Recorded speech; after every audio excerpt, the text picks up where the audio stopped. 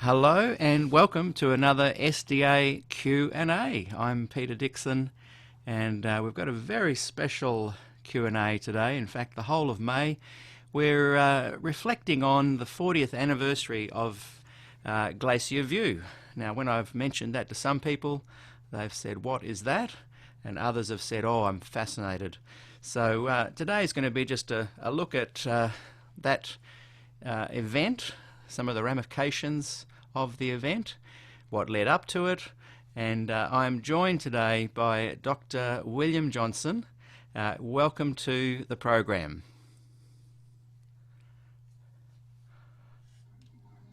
Are you there, Bill? Yes, Oh, yes. good. Well, welcome to the program, Bill. Oh, you're Um, most happy, most welcome indeed. and you're okay if I call you Bill? I think Oh, yeah, sure. that's fantastic. I often ponder the 6 degrees of separation on the planet, where we're all kind of apparently only about 6 people away from each other. And I remember someone said to me, "Oh, I bet you can't get 6 people away from Bill Clinton." And I thought about it, and I thought, well, I know Andrew Gibbons, who's a well-known local Kurrambong boy, and he knows Pastor Justin Lawman, and Pastor Justin Lawman interviewed and knows Ben Carson, and Ben Carson knows Donald Trump, and Donald Trump knows Hillary Clinton, and Hillary, of course, knows Bill Clinton. So there's the 6. There But you I go. often, I often say that within Adventist circles, there's only 3 degrees of separation. And Bill, I've discovered that we are 3 degrees separated, I'm sure, in lots of other ways. But my dad knew your wife when she was in Christchurch as a girl, and her brothers particularly. And of course, she knows you. That's 3 degrees. There you So go. that's just a fun way to know and to ponder how connected Adventists really are. And so today we're going to kind of chat to you about the connections and possible disconnections that happened around Glacier View. And before we jump into that, I don't want to sound presumptuous, but I assume that Jesus is a big passion for you. Oh, Would yeah. that be correct? Yeah, for many years now, it's all about Jesus. And Yeah. and you weren't born a Seventh Adventist. I No, remember I remember no, hearing a my dad was Adventist, but my mother never did become. I'm the youngest of 9 children and the only one to become an Adventist, except for my older sister who late in life, in her 70s, joined the church. Interesting. And I listened to a sermon of yours, and you mentioned that your dad was very much loved reading the Bible every day, and you kind of picked up that passion Yeah, from him. yeah. He was a man who never had much money, worked hard, working man, but he loved the Bible. And that was the greatest legacy he gave me, to read the Bible, which I follow and still do. Every year I read the New Testament twice in the original Greek and the Old Testament once. Wow, that's amazing. You're of recent years, you've been involved or supportive of the One Project, and their focus is Jesus being the One. Can you tell us a little bit about your involvement with them? Yeah, it was going for a number of years and we saw it, but I really didn't know much about it. And then out of the blue, I received an invitation to speak at one of their meetings. So I went on their website, saw that what their mission statement was to make Jesus number one in all things personal and the corporate life of the church. I thought, man, I can be part of this. And so we attended. I think it was in Seattle. Nolan and I went along. We had just so much inspiration there, so much joy when you just focus on Jesus. It was just amazing that meeting. After that, we went to pretty well all the meetings that followed.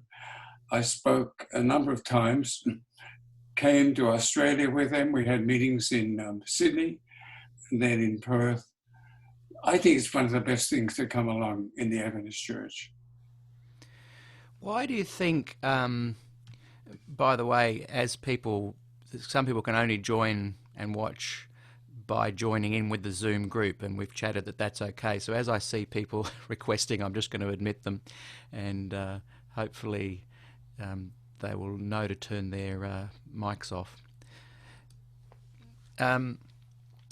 So yes, it was great. I remember watching your the talk that you did when you were here in Australia. I watched it on I think on YouTube, and it was fabulous to see you connecting and I guess tearing down the walls of all the generation gaps. You know, you're as much loved by the young people and every generation in between. And it was wonderful to see you embrace the one project, but for them to be embracing you as well. Yeah, well, it is. I tell you, it's brought so much warmth and inspiration to us. When they asked me to speak, knowing that many of the attendees would be so much younger than I am, I wondered, can I connect? But boy, it was incredible. Yeah. And it's been like that every time. Yeah. Every time. We have the great good fortune to attend a church that's sort of a one project church. Tim Gillespie, who's one of the main speakers, is pastor of the Crosswalk Church. And now online, they have congregations all over the place, about 8 in the US and in South America, and I think maybe in England. It's just wonderful what's happening in the last 2 years. Why do you think the One Project received so much flack from the church? They're bringing so much love and creativity and enthusiasm, but I stumbled across a series of videos, I think Amiga something, I can't remember, I think produced by some independent ministries, fundamental independent ministries, and they were linking them with Jesuits and naming them and naming and shaming. Why do you think such an angry response? Well, the various ways to answer that. One is, whenever the gospel is preached, clearly there'll be opposition, and sometimes violent opposition. That's sort of a simplistic answer, but I think it's valid. It's true in church history over and over. In terms of our church, I've been deeply disappointed that many of the people in leadership, and especially at the General Conference, have not seen light in this. To me, it's ironical. The church is asked to pray for revival, and the Lord sends along something that will revive the church. I mean, we met people at the One Project who said, I haven't been to church for years. I'm going to come back to church. I'm going to attend services again. So, I mean, it was bringing renewal to the church. But it did not come from above. It was not a program that came down from the top.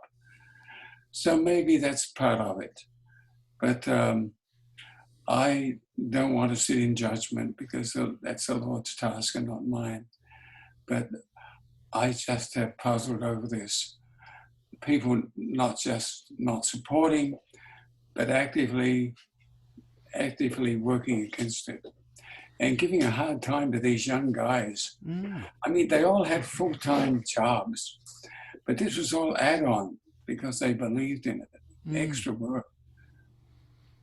It's a wonderful story to read a little bit about the history of how they started and how they met in a hotel room and prayed for revival. Yeah, they did.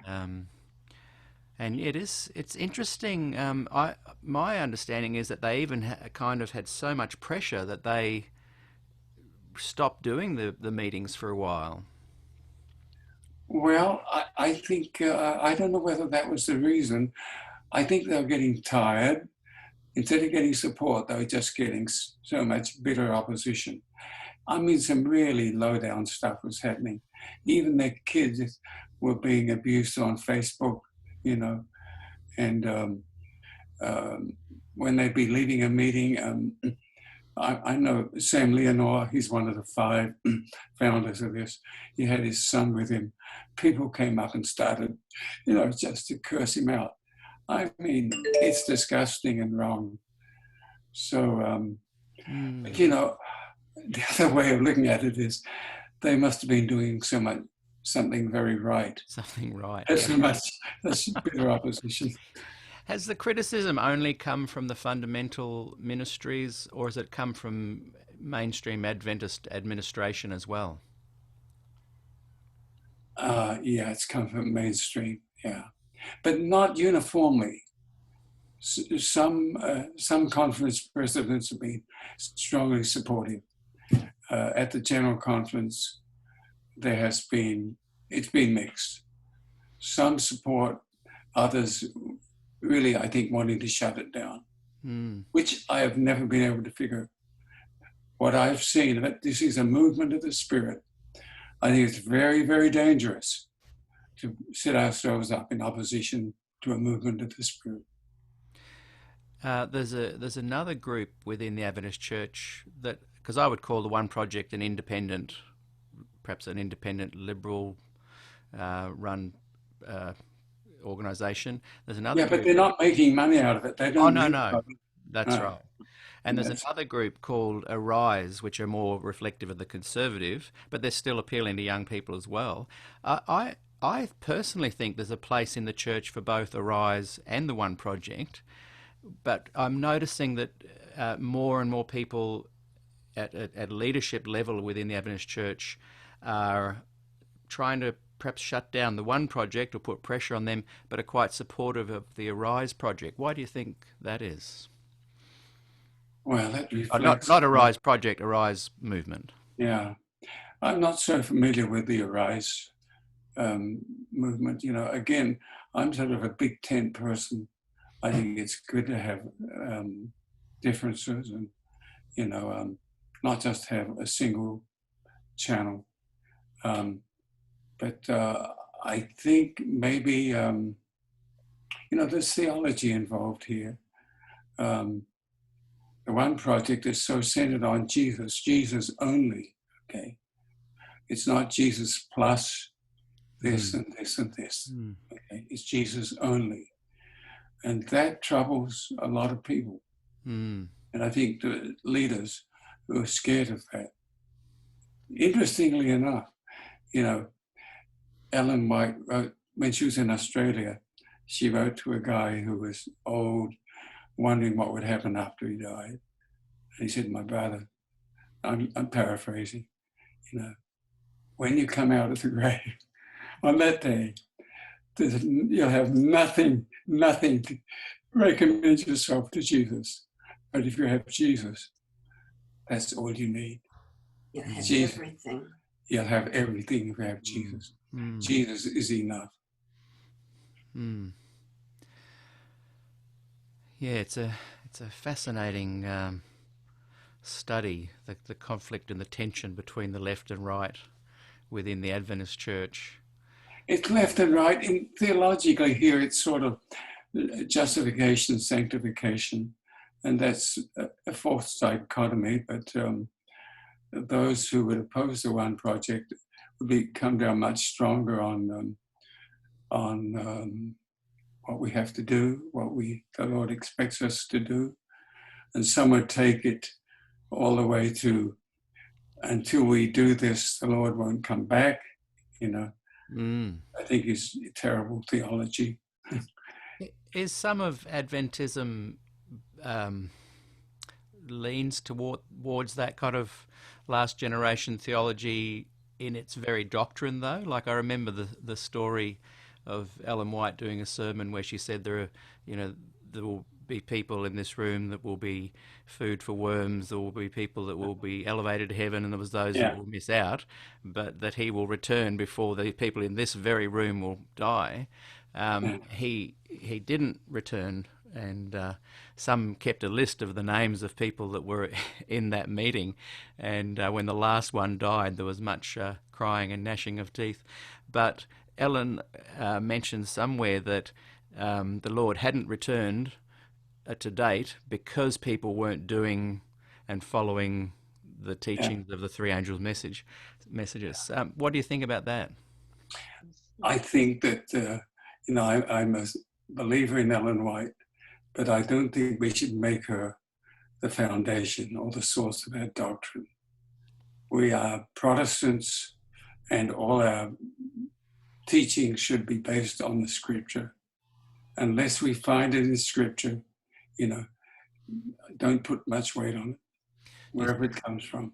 Do you think, though, that within the DNA of Adventism, there's a sense of, because we aren't doing what the message of Adventism is, the Lord's not going to return until... I think that's changing very much. Okay. It may still be the case in Australia, I don't know. And certainly in certain parts of the world where the church is growing fast, it's, the church has grown and developed. Of course it must, it can't be static. Our background is, frankly, it's legalistic.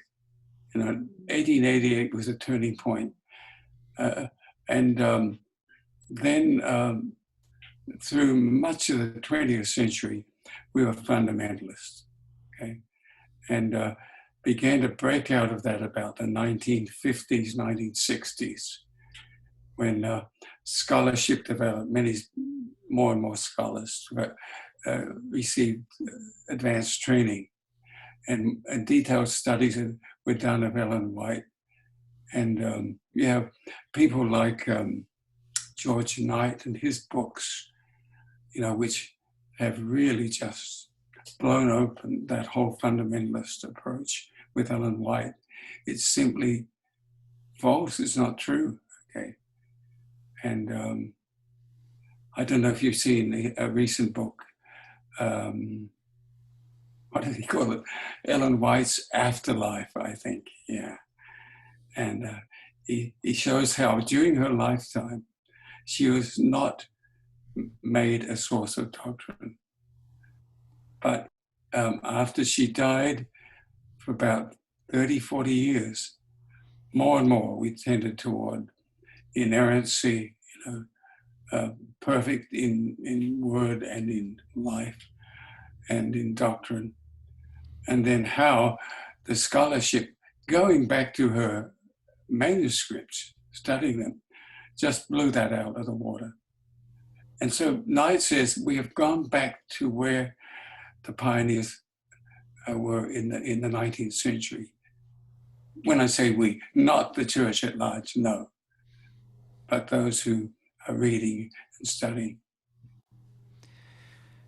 You mentioned that kind of revival of study in the 50s and 60s, and we're going to get to Glacier View in a moment.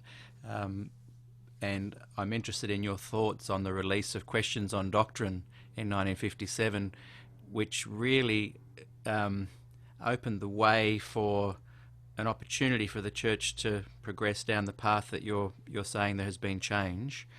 But it also fired up people that wanted to go back to this golden era that you're speaking of post Ellen's passing. Can you lead into explaining what Glacier View was from the starting point of Questions on Doctrine, to give us a little bit of background? Yeah, I can. On Questions on Doctrine, I was not involved at all in those discussions. They came in the 1950s. We were missionaries in India, came to the States in, 75? No, it's 65. 60. Sorry, no. Questions on Doctrine in the 50s, yeah. And I remember a student at Avondale College, I went to Avondale in 1957, and Questions on Doctrine was just out, okay? And Froome and Roy Anderson were going around promoting this book, and some people were very unhappy with it. There were big arguments. That was an important development in the Adventist Church. Looking back on it, it was important in its time. I don't think the scholarship was all that great. I don't want to, it sounds condescending to speak like this, I'm sorry. But I think in terms of biblical scholarship today, we would say, they were good people, and they made an important advance. But I don't think, I think they missed important points there. And the people with whom they dialogued, Barnhouse and Martin, they were fundamentalists themselves. So you really have that fundamentalism still running. Now, more immediately, the Glacier View now, and that came in August 10 to 15, 1980, okay? And I know much more about that. I was there, had quite a major role in that. But what is often overlooked, usually overlooked, is that in the years immediately prior to Glacier View, there were developments in the Adventist Church that sort of set the stage for Glacier View. Let me just help you with this just very, very quickly. Throughout the 1970s, the Adventist Church, there were big arguments over righteousness by faith. That was the big one, okay? And curiously enough, you had the Ministry magazine on one side and Adventist Review on the other side. Ministry under Bob Spangler was emphasizing justification. Kenneth Wood and Review, they were emphasizing sanctification. And it was strong disagreement. And during those years, and Des Ford had many articles published in Ministry in those years. Anyway, it became really hot.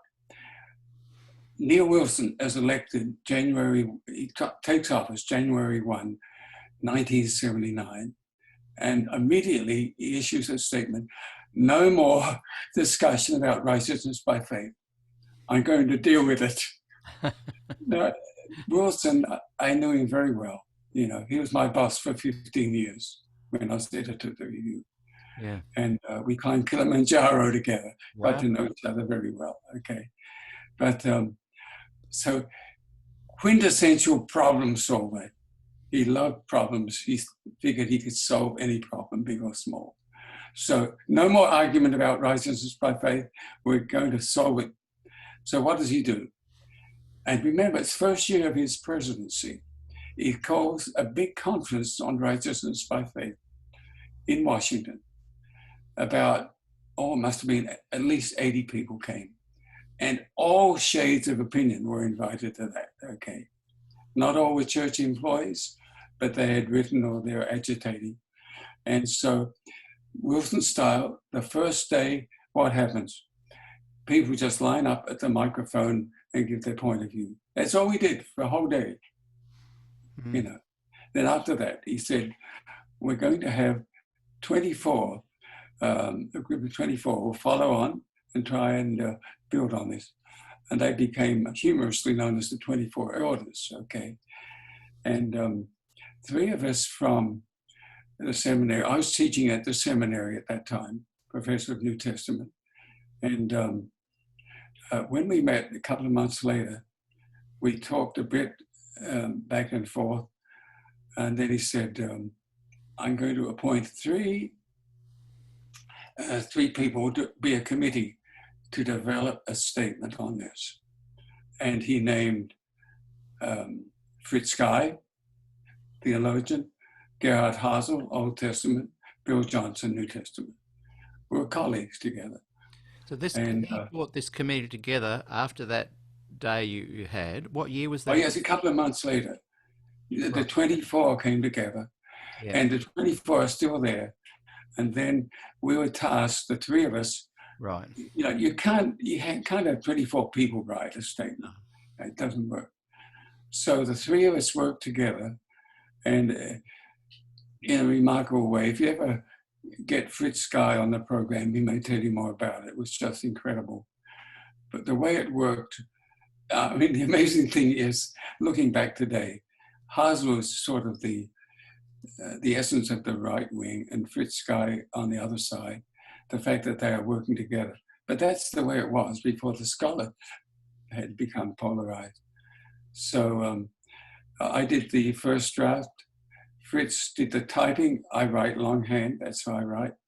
And Hazel was looking up Ellen White quotations. And so we were able to bring it back within less than half a day. It was discussed and eventually voted. It was called The Dynamics of Salvation. And copies were sent out. It was published in the review. Copies went out all around the world. Feedback, but basically it didn't change.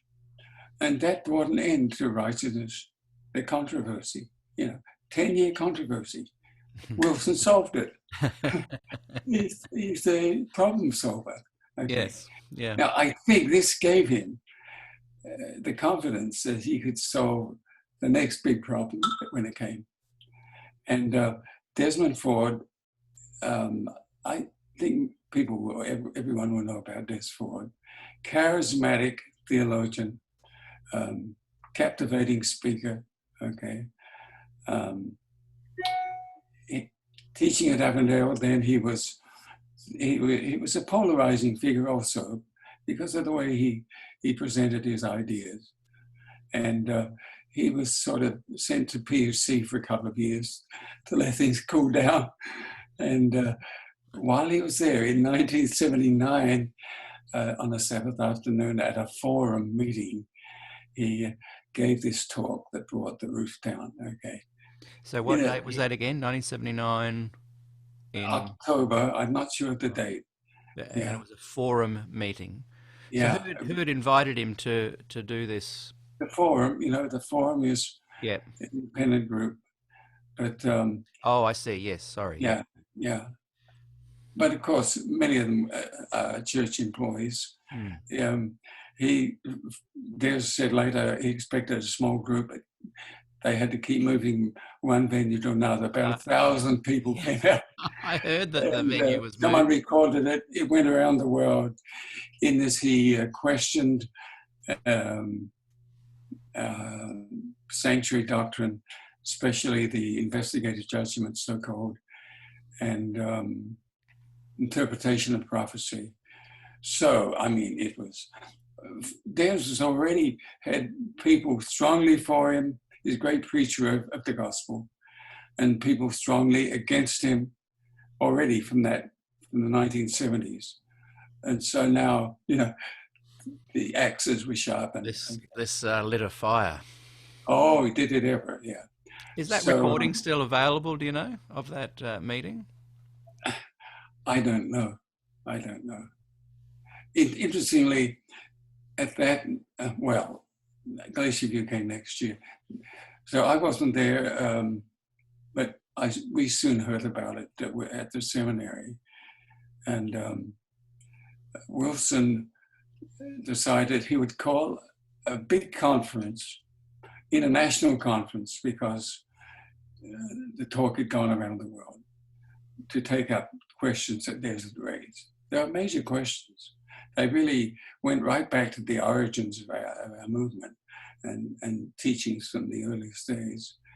Des was given leave, paid leave, to write out his ideas, 6 months to do that. And a committee was set up of 14 scholars to go over his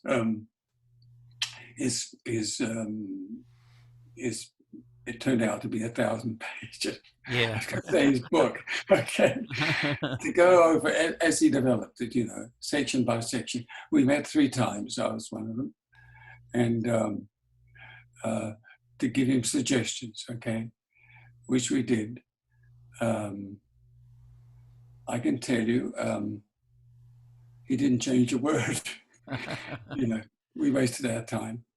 We spent a couple of days on each section and discussed, and some of the others, my colleagues may not have put in any ideas, suggestions, but I did, and I know some others did at least. I'm sure he considered them though. He probably just he did of his resolve. Yeah, but he was very sure about that he was right. Okay, and so he didn't change anything. So Then this conference was convened in August 10 to 15, I think, of 1980 at Glacier View, which is like a retreat center run by the church, 9,000 feet up in the Rocky Mountains out from Boulder, Colorado. Beautiful place, but high altitude, the people with a bad heart. The previous vice president, he couldn't come because his heart was bad, and so, but he did send a letter to be read saying, "Watch out, be careful, for to stand by the truths," sort of a letter of warning, which Neil Wilson read out. So there we met at Glacier View, about 115 people from all around the world, and variety backgrounds, ministers, administrators, theologians, scholars, some lay people. And we met for 5 days. We were told at the outset, this is not a trial if there's Ford. He is not on trial.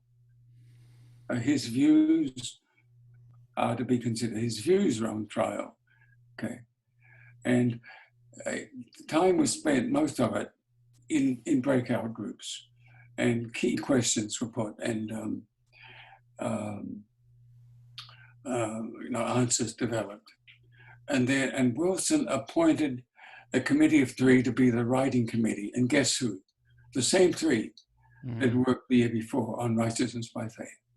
Hazel, Guy, and Johnsson. And we followed the same format, except this time we had, statements that came from the breakout groups. And we tried to put them together and weld them together. And we developed what we called a consensus statement. That came, Glacier View, the conference itself, was scheduled to end at noon on the Friday, okay? Friday morning, the consensus statement that we developed was brought to the floor. It was read, it was discussed, and it was voted. If not unanimously, very close. And very interestingly, Desmond Ford said, "I can agree with everything in this statement." Yeah, I understand that people left the meeting feeling quite positive about the consensus statement. Yeah, but here's where things went off the rails, I believe. Yeah. So we're getting just an hour or two, and the conference is going to end, and I'm feeling incredible relief. Yeah. Because it's been a week of high tension, high drama. And then suddenly another statement appears. I had no knowledge of it beforehand. It was a statement that had been prepared by a committee of 6 the day or the night before. And it had 10 points where Des Ford, his ideas disagreed with church teaching. And it was never discussed, it was never voted, it was simply read and taken away. So who was behind that? I would like to know. I'll give you my speculation, and remember, speculation. I think the leaders from Australia, where there was a lot of opposition to Des, that's why they'd send him to Pacific Union College. I think they felt they had to go back with some decision to tell the people in Australia. And I think it was at their urging that this was developed. And the people who were involved in writing, the 6 people, for years I never knew who they were. They were never identified, okay? To this day? One was Norm Young. He could tell you, Norm Young, Avondale, he could tell you. I was shocked when I heard he was on it, because these 10 points became the basis for the the stuff that Des was subjected to. That same afternoon, Friday afternoon, he was called before an administrative group, and with the Australians all there, of course, the Australian leaders. And this 10-point statement was the document that was used to really roast him. And wow, that's fascinating. I'm sure well, that I caused some tell you, tension Peter, I'll be between quite Des and honest with Norm. you. You know, all sorts of things are said about Glacier View, and all sorts of people who are not there have all sorts of opinions on it. By and large, I'm much more positive than what many say. I don't think it was a setup from the beginning, but I was at the time, and to this day, deeply disturbed by this statement brought in at the 11th hour, as it were, which to me was not following the pattern of Jesus to be open and straightforward. It just reeked of cloak and dagger stuff. That may be unfair. You could ask Norm Young or others, but I know Norm, I've heard him say, you know, when I heard that he'd been in that committee, I said, how could you be part of that group? He said, we were led to believe that this statement would be used in a totally different way. And so he felt that he'd been used. Wow. So that has left to this day a very bitter taste in my mouth. Yeah, understandable. I've invited Norm onto the program this month, so Oh, good. ask Him about that. Yeah. The climate in Kurumbong at that time, I was just a young teenager, and as a member of the church, we were kind of shielded from a lot of that. It wasn't really till the late 80s that my generation kind of looked back and realised we were right in the middle of it. And we kind of put a derogatory term towards the concerned brethren. We called them the CBs. And I feel bad about that now, but I was young. We just saw them as being old fuddy-duddies that were worried about the standards of the church, whereas now we realise they were wanting to get their church back. And that's why I mentioned questions on doctrine, because the concerned brethren who signed that document, there's I think about 16 or 19 pastors that were concerned. They wrote this letter, I think, to Parmenter at the time, and they were very opposed to the new theology that perhaps grew out of questions on doctrine being released, and therefore I was just going to say, and most of them were from Kurumbong.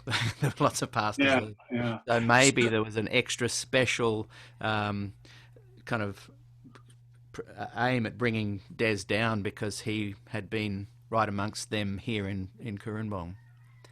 Yeah. Maybe they were putting pressure on people like Norm and people like Parmenter and Tolhurst. Maybe there was a lot of pressure coming from that group. Have you heard that before? Sort of, but you know, we've been too far away from it, to really follow up. And frankly, I was so drained by the Glacier View experience that I just didn't want to go there for years. Now, there's sort of a postscript to the Glacier View that maybe a lot of people don't know. Des was sort of given almost an ultimatum that Friday afternoon. And they said, take time to consider. He said, I don't need any time. And basically, he was on the way out from there on. But there was a vice president of the General Conference, Duncan Eva, who was the most learned in the scriptures and in the biblical languages of all the vice presidents. Very close to Wilson, very good friend. And Wilson looked to him. For at least 2 years after Glacier View, Duncan Eva continued to work to try to bring a reconciliation with this. I know this because Duncan and I were also good friends. Okay. And there was a final meeting, and we met in San Francisco in a motel conference room, a small group. By that time, I think Calvin Edwards had joined theirs.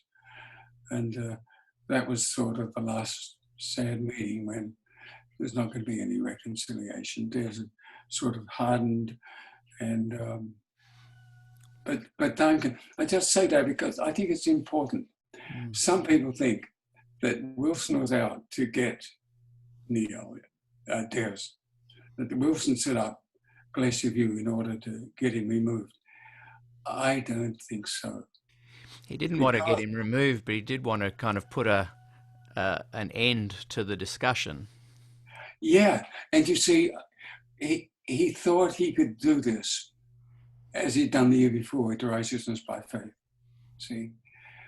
You see, but theology is not really, theological discussions don't work well with a group of 115 people from all sorts of backgrounds, and all sorts of agendas.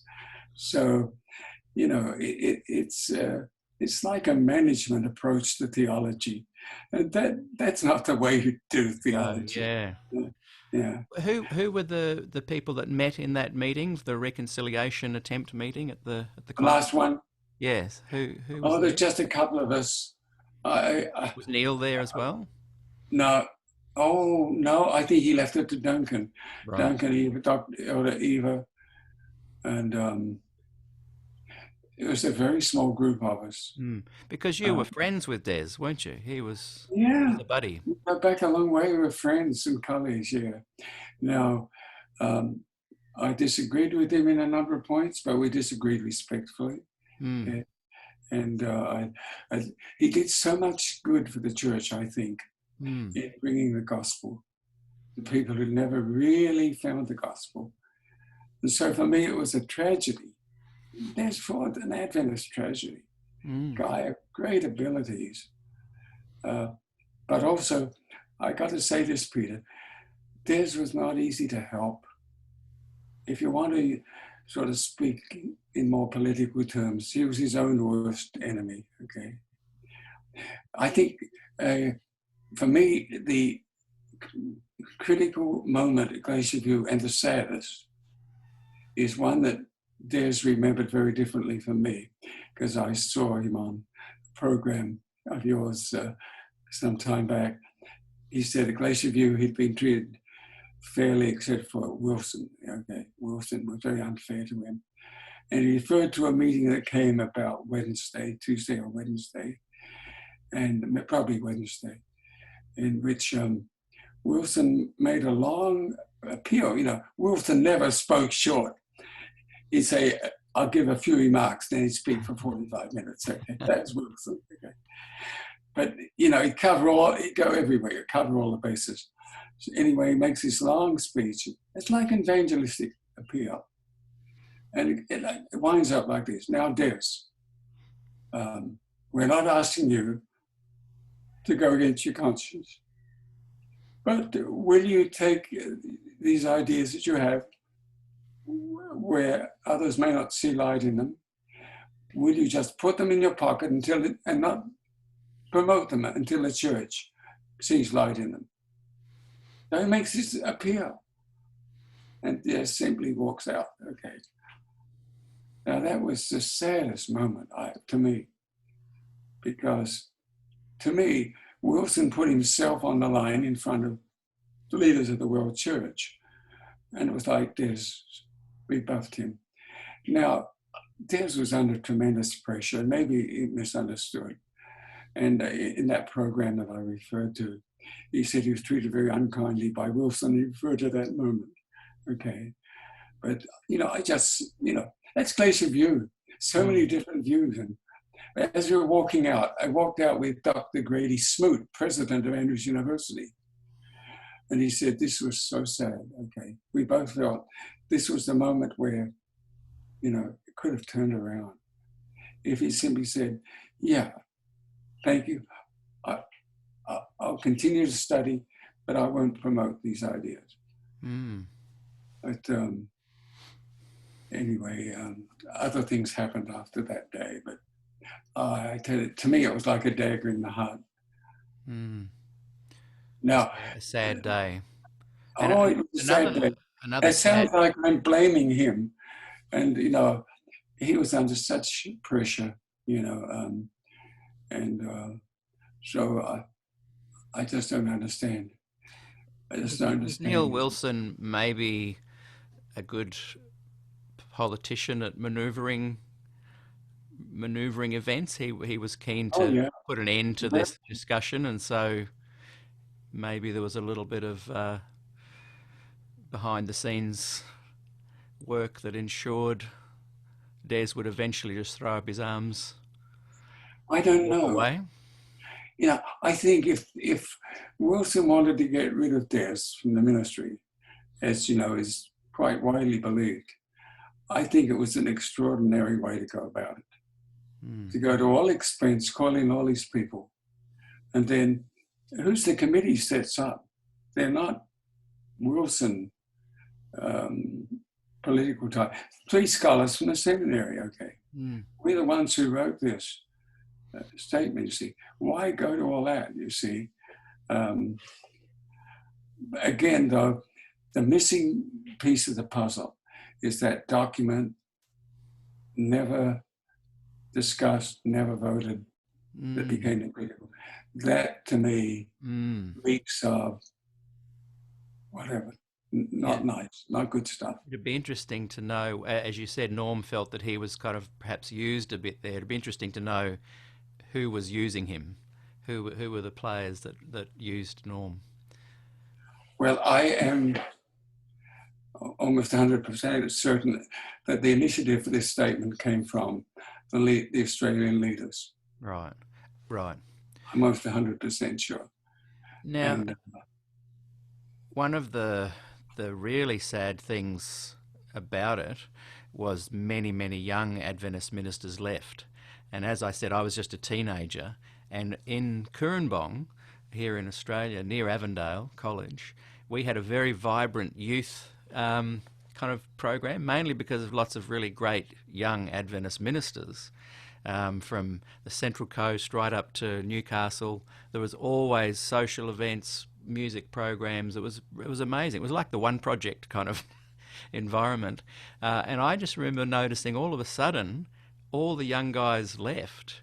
And I remember sitting there one night, and our only social engagement was table tennis once a month, Tuesday at the Memorial Youth Hall. And I thought, what's going on? But I was too young to really put it together, but now I know. But what a tragedy to lose so many young ministers as a result of Glacier View. Oh, yeah. Yeah, it's, there was an informal conference convened last October, 40 years to the day, it was the actual date, 40 years along from Des's Sabbath afternoon forum presentation that brought the house down. It was convened, it was unofficial, there were no papers, there was no minutes were kept. It was by invitation only, 2025, historians and theologians. And we reminisced about Desmond Ford and about Glacier View. Wow. Trying to figure out how important is this in Adventist history. Okay? Yeah. Looking back. Some there said, this is the most important event in our history. I think, but then at the end, again, there were no votes or no minutes, okay. We didn't decide whether it was or wasn't. But the general consensus was, we are still too close to it to be able to judge its importance. It was very important. I think it ranks with 1888, but it's more important than 1888 or not, I don't know. It's possibly more important in a way that it's kind of split the church in two without the members even realizing it. Yeah, especially in the South Pacific, it's just, and the healing is, the split has never been healed there, the wound. No. Which to me is and our So, leaders tend to not want to talk about it at all. It's very difficult to oh yeah, that's get the right. Don't leaders to talk about publicly it. speak Yeah, about it. yeah, um, yeah. can I just shift gears for a moment? Still relating to this, um, I've watched maybe 20 times in the last 4 years um, the John Ankerberg interviews. There's one with him and Des. There's one with you and Walter Martin. There's one with Walter Ray and Des. Moderate. And Yeah. they're about an hour and a half long, and I've just, for some reason, found them a really rich resource of information. Now, again, I'm not bringing up questions on doctrine it just seems to me a pivot point for the current tension. That's the only reason I keep bringing it up. Yeah. But when when I watch these interviews, I'm kind of I'm aware that because of the release of Questions on Doctrine, the church went from perhaps 1 million members to, by the time you were on the Ankerberg show, to about 4 million. So the kind of new theology, the presentation of Adventism is a little bit more evangelical. Those that don't know much about Questions on Doctrine may not realise that the book put forward Adventists in a better light. Barnhouse and Martin were about to release a book including Adventists about the cults, and they were going to include Adventists as a cult. That's right. And of course, Martin wrote the book, The Kingdom of the Cults. that's right. A chapter on Adventism. And of course, Adventists were like, whoa, we don't want to be considered a cult. So that book addressed that, and Walter Martin went away saying, well, perhaps, yeah, you're not a cult. What do you think? He put us in the appendix. He did. He kept us in the book, but we moved to the appendix. It's a sect, not a cult. And he, so in some ways, the book created this kind of pathway for a more academic approach that Des brought to things. People began really digging deep into righteousness by faith and Adventist doctrine and new theology, and perhaps one project can find a link back to the positive nature of that, and perhaps more conservative groups can link it back to the Concerned Brethren and the Standish Brothers and whatnot. But the church did grow a lot during that time period, and I just want to briefly touch on your interview with Ankerberg, because I noticed that Walter Martin seemed to have a particular feeling that maybe he'd been duped a little bit, and here we are. Was it 1984-ish? It was 84. By now, I was editor of the review. Of the review, and still young and somewhat foolish. How old were you in 84? Well, when I say young and foolish, I was not all that young. I was early 50s, but that's still young. No, early 50s. Yeah. So, as you're going into this meeting, the Adventist Church was at the crossroads. I think Time magazine had put Adventist on the cover of one of the magazines. We had the Des Ford thing was going on. The attacks on Ellen White regarding plagiarism was going on. The Davenport financial disaster fiasco was going on. And then you're put in the seat. And I thought you were very brave to even accept that, but good on you. I think a lot of people were invited and turned down, but you didn't. So I just want to, just with a little bit of that background, I want you to talk about your feelings of that show, Walter Martin. What was it like meeting John Ankerberg, who's still doing amazing work to this day? It's still going. Yeah. So tell us a little bit about that experience and how you felt being put on the spot. It was one of the toughest experiences of my whole life, maybe the toughest, okay? Yeah. In some ways, I was disappointed. I felt I'd been somewhat tricked. Right. I'll give you a little background, okay? Yeah. So I'd never seen the show, okay?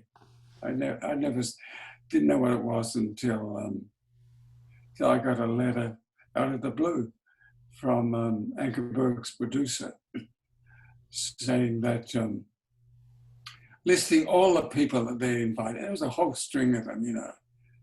And week by week, they would read out this list. It looked like the Adventist Church was chicken, okay? Right. And So I got this letter. Well, it was a copy of a letter to Neil Wilson requesting, president at the General Conference, requesting that he appear. And if you could not do that, Dr. William Johnsson would be acceptable. So I went to Neil. There's no way that, the president should ever walk into that sort of scene. And by now I was feeling, frankly, a bit angry. Okay. Yeah. Because here, afterwards, you mean? What's that? After the meeting, or as you became aware of it? By what was going on, the fact that all these leaders were being named, invited, and no one would appear. Okay. Right. All turning it down. We look like, what sort of people are we activists? We have the truth. We're ashamed to stand up and speak what we believe. So I went to Neil, and he said, of course I can't appear. But he said, if you would, he said, it'll be a setup.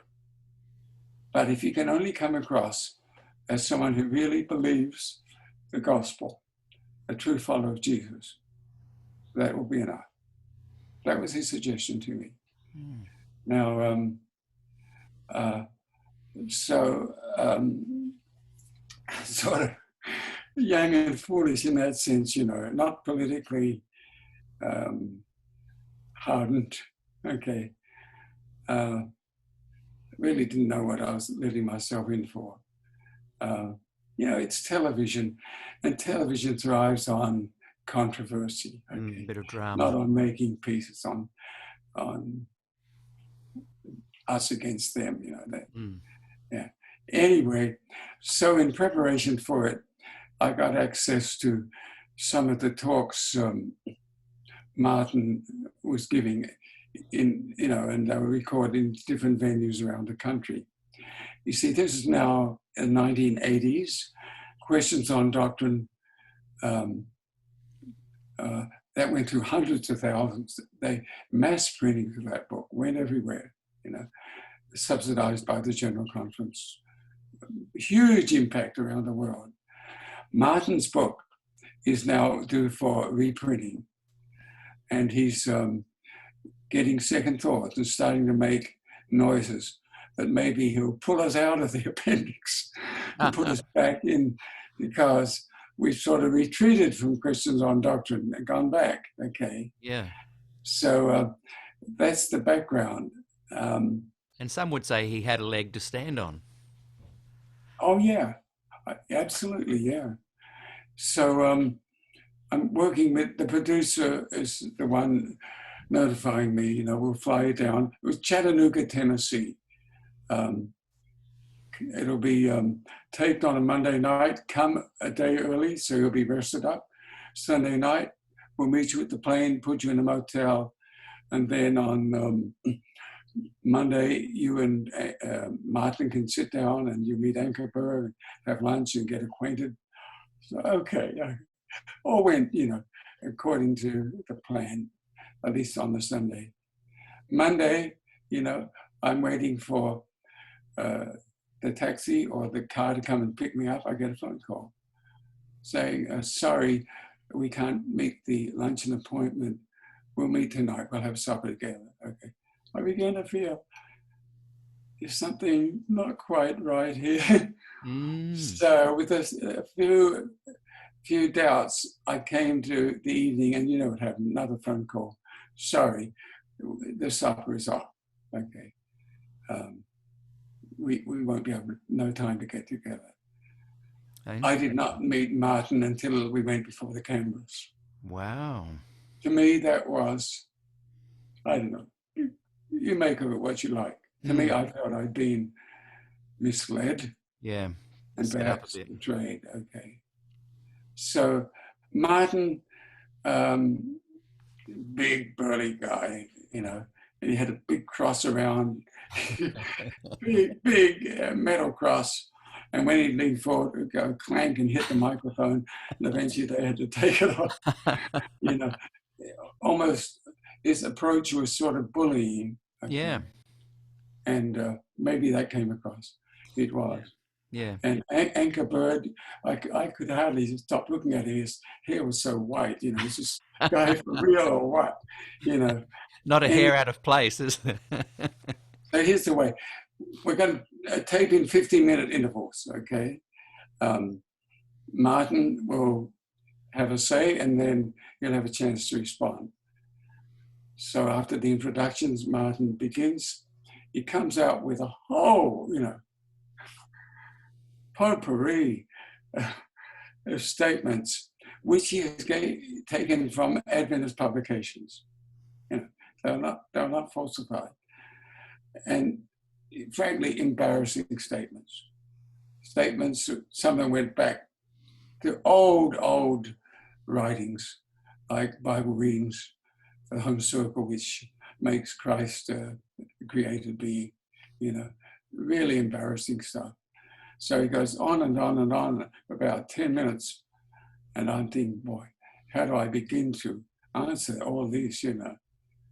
And so Ankerberg says, okay, Bill, here's your chance. So I start to respond and say, cut. Okay, great. Oh. So Martin gets 10 minutes, so I get 2 minutes. I thought, what is this? I said, so, and then this is the way it went. Then by the second, after the second 15-minute segment, they had a little longer break. I went to Ankerberg and I said, look, this is not fair. Okay. I'm not given a chance. You know, Martin is dominating. He said, well, you should interrupt him. You should cut in. Ah. Yeah. Well, I don't know. I was frankly getting angry. The longer it went, I felt the misgivings I'd had the night before, or the morning before when the lunch was cancelled. I began to feel this thing was a setup, you know. In the breaks, Martin and Ankerberg huddled, and they had cue cards. They were exchanging who was going to ask what. Okay, so Ankerberg was not the anchor at all. In some ways, he was more aggressive than Martin. So that's the way it went. It went on for, the taping went on for, I don't know, until after 10 o'clock at night. And I got very tired and just wanted to get out of there. I think it was good that you kept bringing back to saying, look, it's not what this person says or that person says. Let's go back to what the 27 or whatever, how many that was 27 at that time. Yeah, that let's was my go back defense. to that. And then later, some people seeing the show, some evidence said, all you can talk about is the fundamental beliefs. I said, but they are the only official statements, the voted statements. Whether whoever said this in the ministry or review, that doesn't have the same weight as the official voted statement from the General Conference session. So they cut it up into 5 segments. We taped for several hours. They did not distort my words, but they left out stuff where I scored points on Martin. Oh, interesting. I didn't realize that they'd actually edited. I knew they edited between the programs. It was all one night, but they did it over 5 weeks, made it look like 5 weeks. But It did, yeah. I didn't realize they actually cut during the program. Said, we're going to have questions, and so they have people standing at the mic. There's no one standing at the mic right until the very end. There were no questions until almost the end. But at one point, Martin got into the book of Hebrews, and he quickly got out of that. I noticed that because that's kind of one of your fortes of study, isn't it? The Hebrews. Yeah, my doctoral dissertation was there. And I noticed that he started, and you then went, well, actually, this is what it possibly says. And he just suddenly changed tack. He got out quick there. Yeah, there's other stuff like that. So, but they did not distort my words, you know, they didn't sort of cut and splice. No. They had me say things that I really didn't say. But I don't know, I have very mixed feelings about it. You know, I came back to the room I didn't sleep the whole night because under the pressure, those hours, I wondered if I said something, inadvertently, that the enemies of the church can use against the church. If I betrayed my church, betrayed my Lord. And I couldn't think of anything, but the whole night, my brain was going over, I never slept the whole night. Well, I don't think anything came from that interview that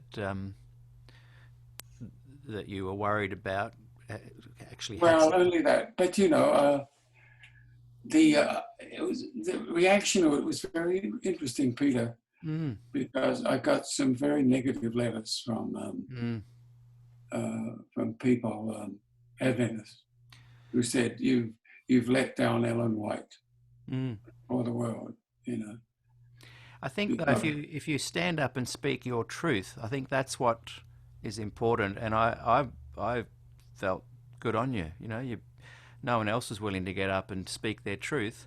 And what I've found when I speak my truth, I get those kind of emails and letters as well, and from all sides. You get them from people that you think are on the same side. Yeah, and I try not to let those go to my head because you get a wrong sense of your importance. That's right. You can't let the good ones and the bad ones go to your head. Kenneth Wood, who was now ex-editor of the Review, he was not happy with it. Somehow he knew what had happened. By the next morning, he knew what I'd said. So I don't know how he got access to that. Wow. He was the chairman of the White Estate Board. I was a member of the board. And what did he say to you? Well, it was sort of, wasn't directly. It was just sort of what was said and then not said, And so I had a chance to uphold Ellen White, and I dropped the ball. But one question in particular focused that, Peter. See, in hearing tapes of Martin's talks, the giving around the country prior to my appearance on the show, one of the questions he asked was, is Ellen White an infallible interpreter of Scripture? That was one of the key questions. That was a big one. His big one. That was sort of like his ace, okay. That was his key card. So eventually, he has this, at some point in the program, has this long build-up, and then he, sort of looks at me, is she an infallible interpreter of Scripture? And I said, no. I know. So I said, what? Yeah. But Bob Spangler said this, so-and-so said this, so-and-so. I said, I do not believe she's infallible interpreter of Scripture. But of course, there are a lot of Adventists who did believe that and who still believe that. And John Ankerberg suddenly leapt in and said, now I'm a bit worried about your position. You might go the way of Des now. He said that, yeah. I thought you answered that pretty well, though. What did I say? I've forgotten.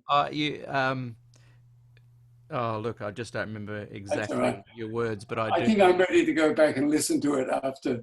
Yeah. Yeah, I just didn't want to hear it. It was so painful. You were gracious in taking it that you don't have a fear because you feel that you're accepted within your church and that it's okay for people in the Adventist church to share different viewpoints. He then did say, well, what that didn't happen to Des. But it was interesting because Walter Martin raised a little bit about plagiarism. I'm not going to go, that's for a whole other conversation. But they touched a little bit on the Davenport thing. Just a quick aside for 1 minute. What are your thoughts on that? The Davenport? Yeah. Fiasco. It just kind of disappeared and no one was ever really held accountable for it. How did that happen? Because my understanding is actually some of the church's money was used. It wasn't just people falling for a Ponzi scheme. actual church money to That's true. upwards of $20 million, 1978, $79, which is a massive amount of money. Much of that was recovered, I believe. Right. Because I think Insurance Neil and so Wilson on. said they were going to do an investigation, but there was never any release of the results of the There was an findings. investigation, There and the was? chair of that committee was an Australian, the treasurer, Lance Butler. Okay, Oh, I know this because uh, I'm sharing a lot of stuff here tonight today that maybe a lot of people don't know about. Most people don't know. mm. I was in my first year editor, my first year. Okay, when the Davenport scandal was broken the year before, I was associate editor 2 years. Now I'm editor. Okay, and the committee set up, chaired by Lance Butler, votes that the names of the offenders, if you like, will be published in the review, and which is like public shaming. Okay, so I was out at Loma Linda for a meeting and had a call from a reporter, one of the papers out in the West, saying, "Is it true that the review is going to publish the names?" I said, "Yeah." Okay, I was quite clear on it. But the more I thought about it, the more I began to get things happening to my conscience. Is this the role of the church paper to shame people who do wrong? It came to the point where after some time, I went to Neil Wilson. We used to meet every week or so, a brown bag lunch in his office, bring sandwiches. So I went to him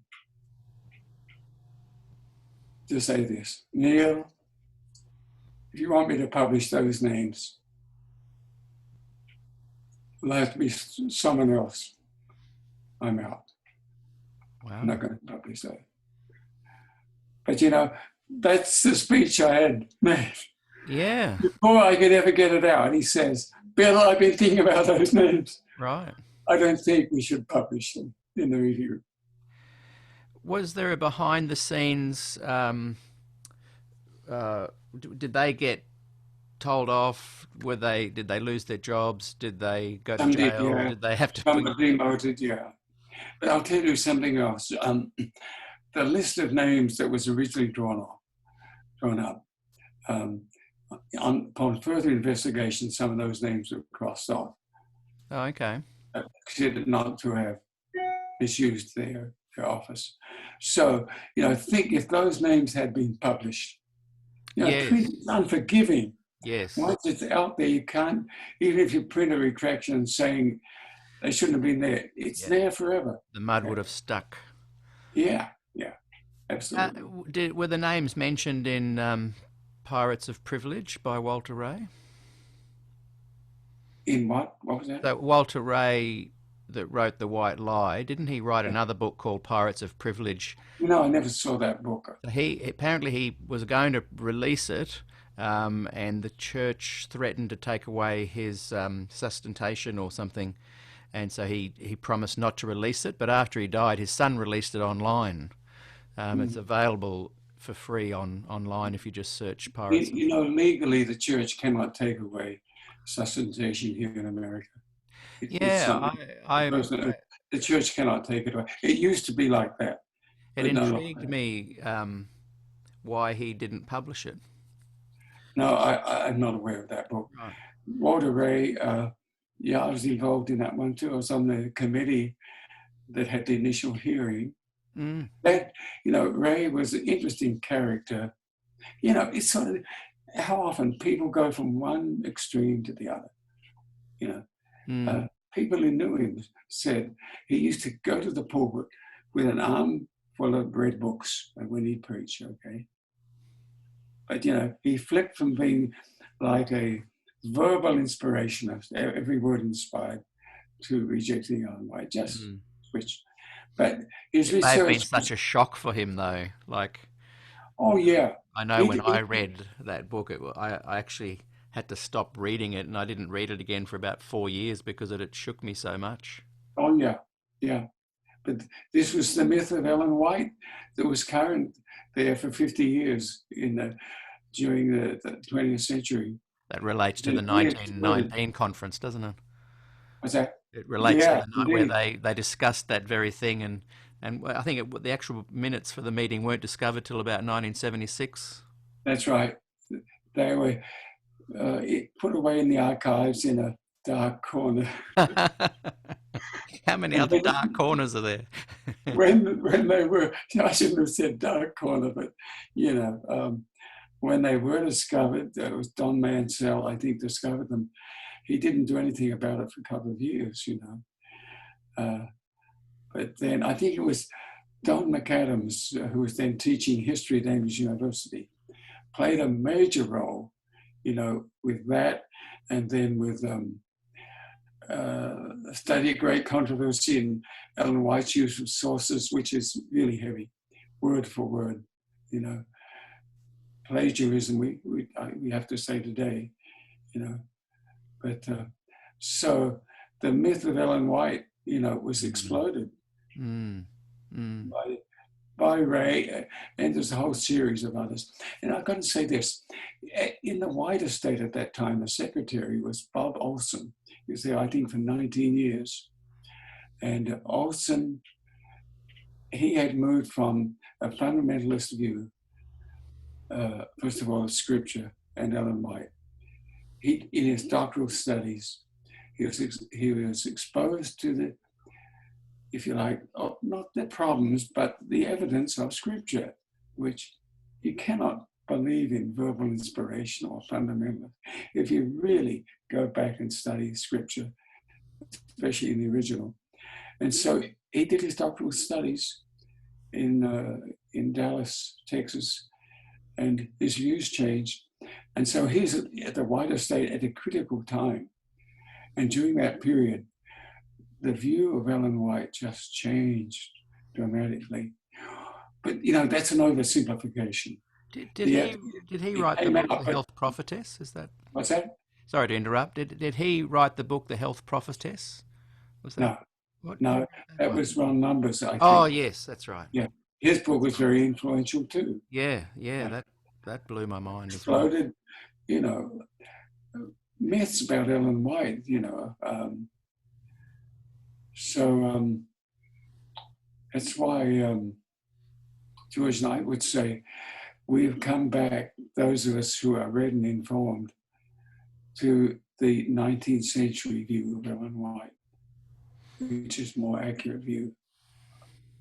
Do you think with the release of the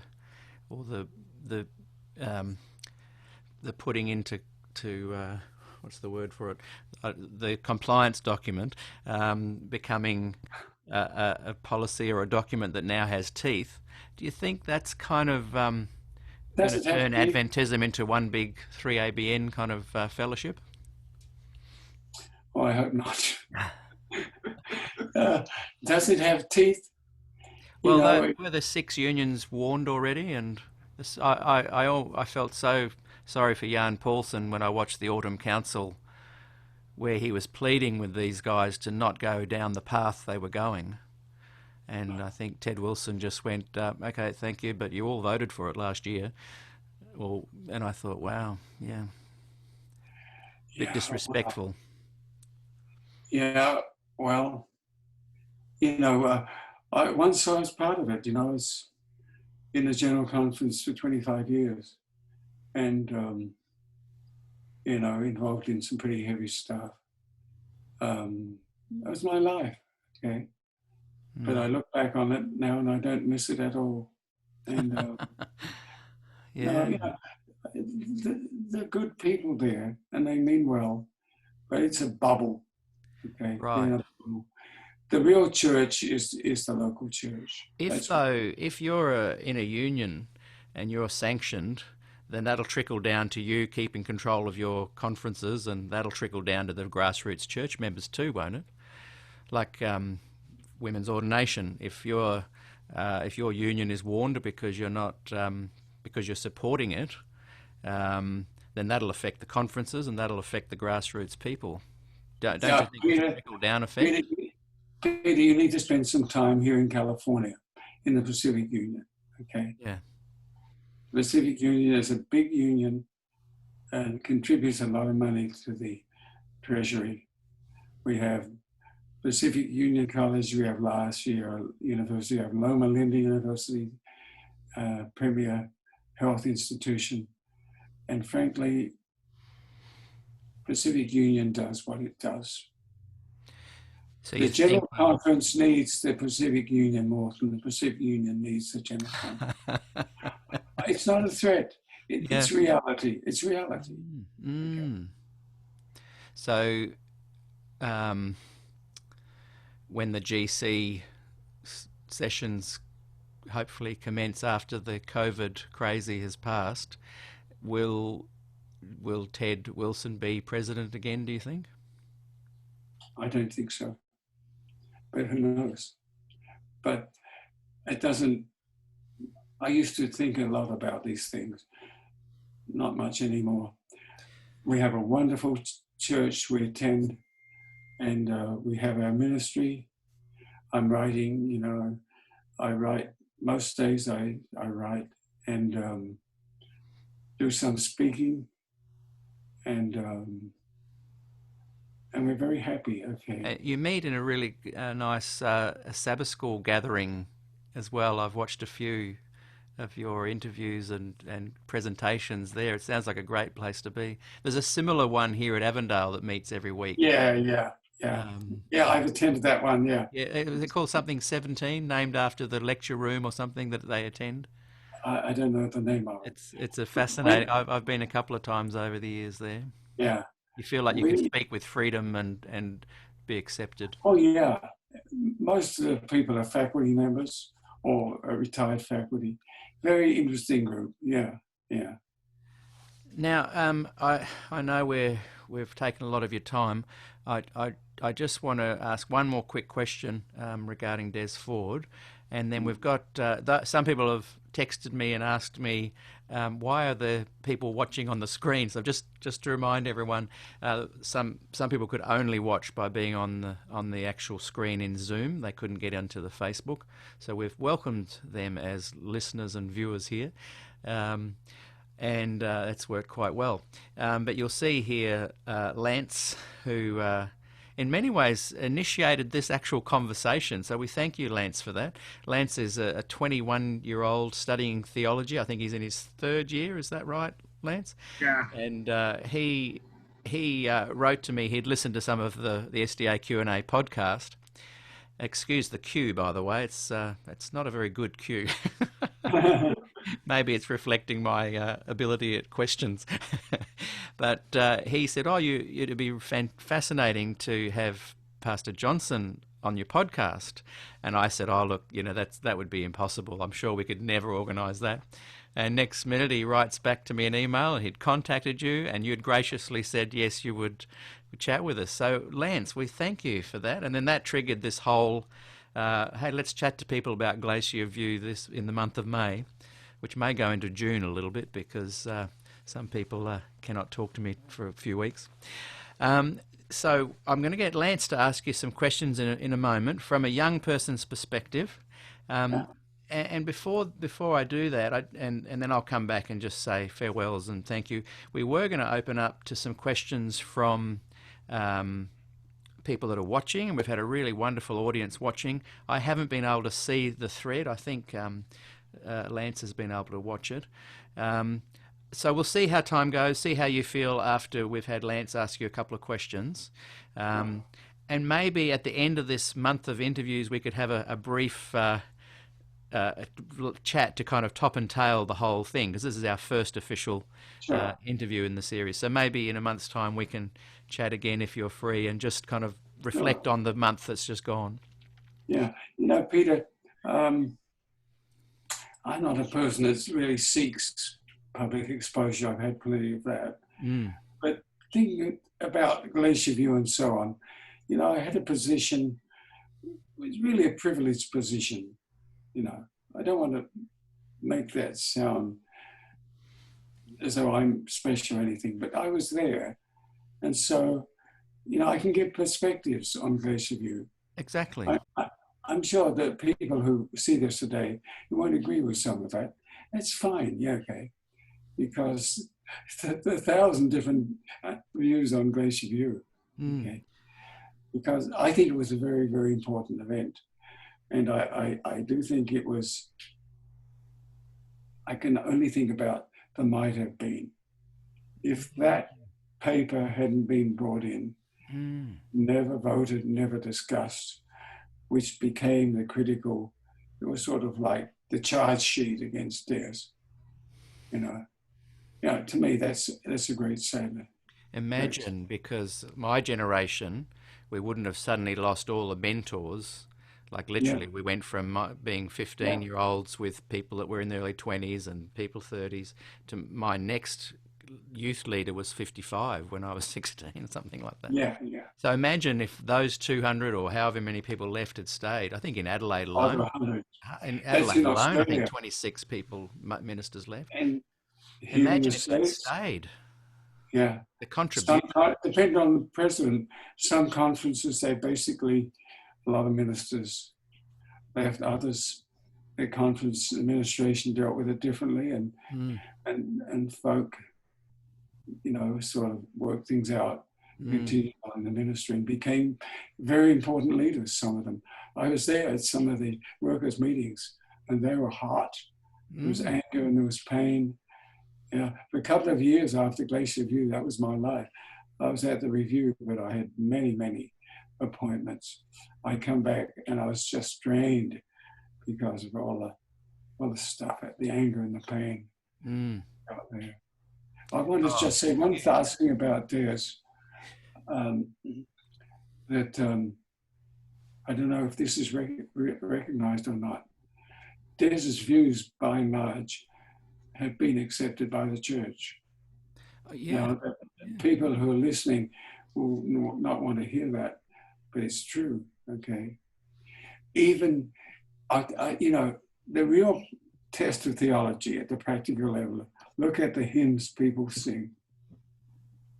The hymns that are no longer in a hymn book that were there when I became an Adventist, okay? The judgment is set. How shall we stand in that great day? Shall we be found before him wanting? It's all uncertainty. We don't know, okay? That was the old church. And Des had a pastoral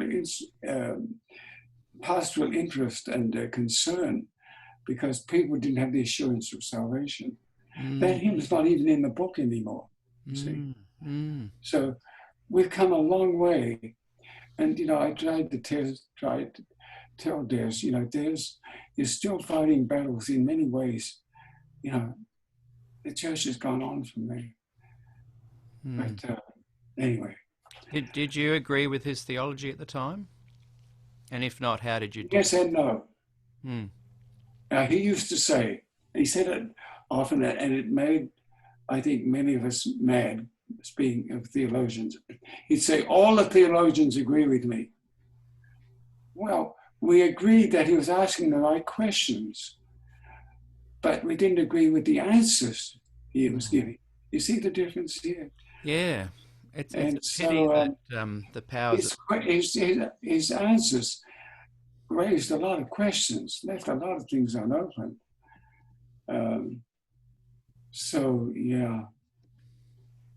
Yeah. It's a So pity much that I could say. it's a pity that Neil Wilson felt he really wanted to draw a line under it, because if his attitude had been, let's keep this going, let's keep it open, let's keep it inclusive, which I thought was kind of the direction the church was going when Jan Paulsen was president. There seemed to be an openness for both Oh yeah, sides to still be welcomed into the church. yeah. But that mood seems to have gone, apart from small pockets like Avondale and PUC, or Andrews, I mean, apart from Avondale and Andrews, there seems to be a return to kind of leadership kind of being a bit more divisive than inclusive. Pendulum swings back. Okay. Yeah, yeah. But you I still think. have a sense of hope, though. Oh yeah, of course.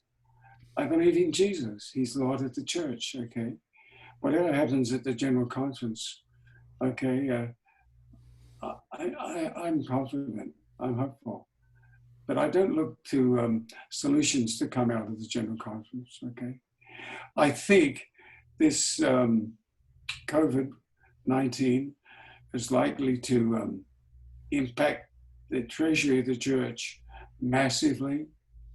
So the General Conference is going to have to be cut way back. The money won't be there. And I think it's a good thing. In my book, I suggest it ought to be cut way back. Already they've voted that future sessions will be cut way back. It's just right out of what I advocate in my book. Right down the line. Yeah, you predicted so, it. And I don't know what the SPD is like now, but in many divisions, and I won't go beyond saying that, they're top-heavy. There's way too many people at top in administration. The real life of the church is the local church. And we've got to get more money back to the local church and support the local church pastor. But the local church members are giving all their money to Doug Batchelor and Amazing Facts and 3ABN. Oh, yeah. That's another story. So the money comes from the SPD into the local members. The members give it back to other ministries. 3ABN, and I've got no criticism of I know a lot of the local 3ABN have set up an Australian branch, and I know the people that run it, and they are amazing, lovely, beautiful people. But when Danny Shelton came to Cooranbong, he packed out the Memorial Church with about 1,000 people, and within a year, $3.5 million was raised, and they built this whole facility. And so I think the SPD are realising they need to perhaps appease the more conservative people to try and get the money coming back to their accounts. And that's fair enough. No criticism of them either.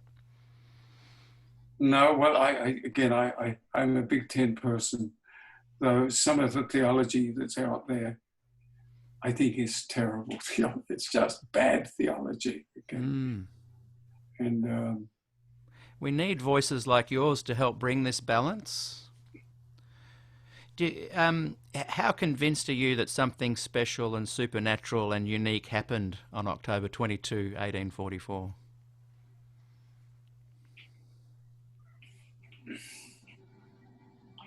Oh, I don't know how to answer that question. The idea, you got to remember, I come at everything from a biblical basis, okay? And especially a New Testament basis. The Old is very, very important. They work together.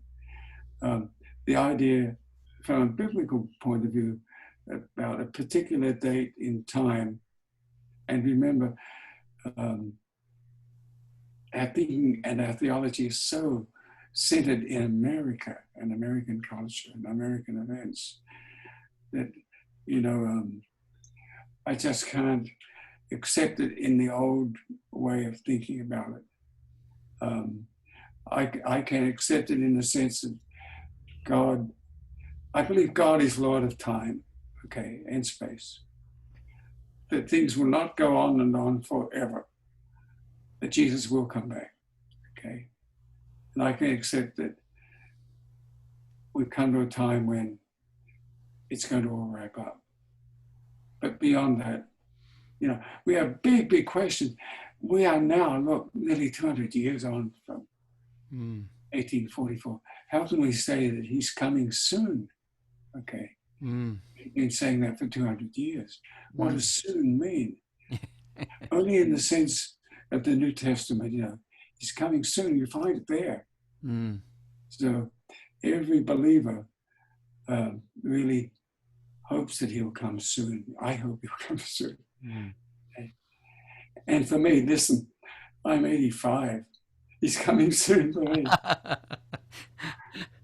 Really, what is more important, how we live, or whether we try to get all the calculations right to figure out when. Does that make this, like a lot of young people don't know what the investigative judgment even is that good then? Is it better for this stuff just to kind of float away and... Better than the way we used to teach it, to leave people in fear and doubt about their standing with God. That's a terrible, it's so anti-New Testament, anti-Jesus. you know, Mm. Mm. who taught that the kingdom of God has come now. Okay, it's Mm. good news. It's here, Mm. and so that's part of the bad theology. The other side, there's a good side to our emphasis on what we call the investigative judgment. You know, at Glacier View, we turned away, and we in the consensus statement we talk about the pre-Advent judgment rather than the investigation. Wrong connotation. Mm. But the idea of judgment is a biblical teaching, Old Testament and to New Testament. And it's in Jesus, the words and teachings of Jesus. But in the judgment, God is on our side. That's the point. He's not trying to keep us out of heaven. He's trying to get us into heaven. But what form that judgment takes, you know, I don't think there are books, you know, and people thumbing through the pages. Yeah. Yeah. So if there was, Big picture. What's that? if there was, evidence that 100% proved that nothing happened October 22, 1844, you'd still remain an Adventist? Yeah, because I am, first of all, a follower of Jesus. Okay. I'm an Adventist not because of the church, but because of Jesus. Okay. And I've part of my work toward the end, especially, was I was involved in interfaith dialogues, a lot of them, as a member of the dialogue team for 25 years, and then as the chairman of the team. And we've met with pretty well all the major denominations, not the Catholic Church, but the Presbyterians and the Lutherans and the Baptists and Salvation Army. You think we've got problems? You ought to sit down with them. Yeah. When you get to know each other and they open up, boy, we don't have problems compared with what they have. Okay. Yeah. But they're wonderful people out there. I believe this is the remnant church, in the sense that we are part of God's people that He has. He's always had a remnant, always, and we'll have in the last days. We'll be loyal and faithful to Him, and we'll meet Him when Jesus comes back. I think that's a good point to bring in Lance for a couple of questions representing the young people of the world. Big pressure there, Lance. Oh, Lance. So we'll let Lance just ask a few questions, and then I'd just like to come and get a couple of closing comments. So Lance, over to you. Okay, hi, Dr. Bill. Hi. Greetings from Mountain View College School. Yeah. Okay, how is it durian season there? It's very hot. What about durian? Do you have durians? Oh, it's in another place. It's in Davao. They have lots of durians there. Yeah. It's in Mindanao. I'm in Mindanao. Yeah, that I learned to eat durian. For years, I used to make jokes. But I was on this month-long tour of the Philippines. By the time we got to Mindanao, all along the way, the others were eating durian. And then the durians in Mindanao won me over, and I became a durian eater and durian lover. Maybe we can send to you some durians And that's from the school. You know what? The Postal Service wouldn't let it in the country. Okay. I have a few questions here, Dr. Bill. How do you want the Glacier event to be remembered, especially for the young people? Because for most of us, for those who are interested, they kind of view Glacier View and Des Ford, especially like he was some sort of a Adventist boogeyman who was out to destroy the church. Sort of, how do you want it to be remembered, especially for the young people? Well, let me start with Des Ford, okay, where I stand. Des was my friend. okay, and colleague. We never worked together, we never taught together, but I'd say we loved each other and respected each other. It hurt me enormously with the way things happened after Glacier View. And even until recent years, I was part of efforts to try to bring about a reconciliation of Des with the church in the South Pacific. Went to his daughter, Ellen, who's a very sharp person, wonderful person. She hoped that she could facilitate a reconciliation. She asked me if I'd be part of it, and I agreed. And we went to Australia, but it fell apart. Basically, I think in church politics, it fell apart. So let me just say that, Lance, first of all, this, I think, was an Adventist tragedy. I think he made a big contribution to the church in helping people to find the assurance of salvation. That is a huge contribution. But I think he is also a tragic figure in that he was so sure he was right. He found it difficult to listen to others and to think that others might have something to help him with. It really concerned me very much. This 14-member committee that met with him prior to Glacier View to go over his book that he was writing, that he accepted not one idea. Now, I mean, these are all PhDs, okay? Old Testament experts, theologians, New Testament, okay? Is he the only one who's right? Okay. So that's a weakness he had and had to his dying day, I think. He was too sure he was right. And so after he passed, I wrote a little piece. It was on the Spectrum blog. Desmond Ford, The Perils of Being Right. I think it's not just Des Ford. Over and over, we've got to be right. I'm right and you're wrong. Hey, God is the one who knows it all. We don't know it all. Okay? So humility is very much in order. So I would like Des Ford to be remembered not as someone who tried to destroy the church. I think he loved the church. I think he had a pastoral interest in his work in the ministry. He met too many members who were unsure whether when they died they'd be saved. Unsure. A terrible way to live as a Christian.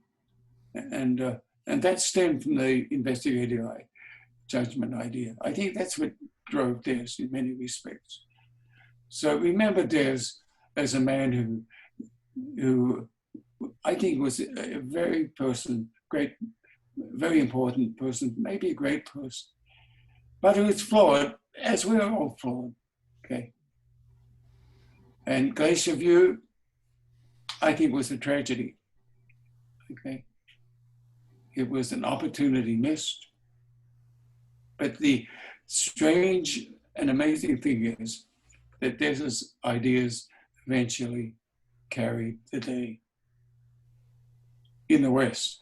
I'm not sure that they did around the world even today, because much of the church in the developing world is still sort of 19th century theology. Don't want to put them down, it's just that here in the West we've had longer to grow and to develop. I think most of the people here are still very much traditionalistic in their theology, especially here in the Philippines where it's still that way. And most of the people, I think, who know about the Glacier View event don't know about the 10-point statement and that it was not voted on. And It was, I think, Never discussed, never voted. So my next question is, if the consensus statement was followed, and if Desford stayed within the church, because since you said that he accepted it, what do you think would be the church's plans going forward if that was the case? Who knows? Des had so many talents.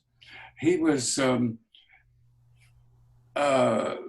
his nature, he was a wonderful debater. Use that in a positive sense. He actually, when he was in the ministry, he debated with ministers of other churches and just creamed them, you know.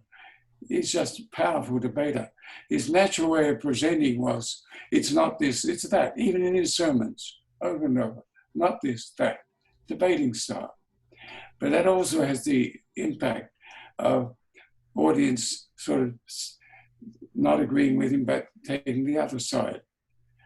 So, you know, it's a great failure of the church not to recognize what he had to give to the church. He could have been used in ways, you know, to build up the church and to put it forward. But again, he would have to be ready to accept to work within certain limitations and to be patient, you know. Religious organizations, all of them, not just Adventists, are slow to change, okay? And they never say, this doctrine that we've held for 500 years is wrong. You find the Catholic Church coming out and saying that. They won't, okay. The Presbyterians used to, I mean, with John Calvin, this idea of election, you know, and predestination, major doctrine. Today, they don't talk about it. You know, in one of our dialogues, we met with over in Geneva from the World Presbyterian organizations. We brought up predestination. Guess what? They didn't want to touch it. Didn't want to even answer a question. It's an embarrassment to them. And you see, so doctrines that are wrong, they gradually fall away. But Des wasn't prepared for that. You know, he wanted to fight. Okay, now. Also, I want to speak about this. I'm going to invite Robert Burnsmead in a future episode. What can you say about his indirect connection to the PUC Forum and then the Glacier View? Well, I really don't have particular knowledge on that. Robert Burnsmead and I were fellow students at Avondale College. So I knew him quite well. At that time, he was very much a sort of a last generation person. He used to quote Ellen White by the paragraph, you know, and everybody would sort of stand back and sort of amazed. No one went and actually checked whether he was quoting correctly. He probably was, but you know, he was sort of like considered an amazing person. But he was very much a perfectionist. He started a movement. Well, by the way, for the final year at college, we would have graduated in the same class. The college wanted him to sign a statement that he would not preach certain doctrines as a student, okay? Because we used to go out preaching. Do you do that? Go out and preach around the churches. But yeah, you know, he'd go out and preach about Armageddon and so on, and the churches would get upset and would come back to the teachers, you know, what's happening with your students, you know, they're just messing up the churches. And so he was asked to sign a statement. He refused, and so he was not accepted back. He never graduated. So at that point, he was far, far right, okay. He started a movement called the Sanctuary Awakening Fellowship. pulled in a number of ministers. And that, the heart of that was that the cleansing of the sanctuary is the cleansing of the human heart before Jesus comes. Meaning, we have to be perfect. That's before Jesus will come. It's the soul temple that must be cleansed. That's where he was. And he was there for a number of years, and then guess what? He flipped totally to the other side and started Verdict magazine, which was all justification, justification, justification. And, you know, we were in India, and he was in Australia, so couldn't follow closely, but he eventually abandoned everything, you know. I think the last issue of Verdict that I saw, he was into form criticism of the Gospels. I thought, he's on a trajectory that's going to take him right away from faith. And that's what happened. Thank you, Dr. Bill. Okay. Thank you, Lance. They were very insightful questions. I think this young man's going to go a long way, don't you, Bill? Yeah, Lance, let me ask you a question now, okay? Okay. What year are you in your studies? I'm currently an incoming third-year student. And it's a 4-year degree? Yeah. Okay. And what are your plans? What do you hope to do? I'm planning to go to IS. Yeah, it's a good school. I've been there, yeah. Yeah. I've given lectures at IS, yeah. So that's good. And will you work on a master's there or what? Yeah, hopefully, God willing. So you want to be a teacher or whatever? Yeah, probably like you. You've got a good mind, brother. But, you know, could I just say one thing that may sound a bit strange, you know? Sure. I've been involved in theology for many years.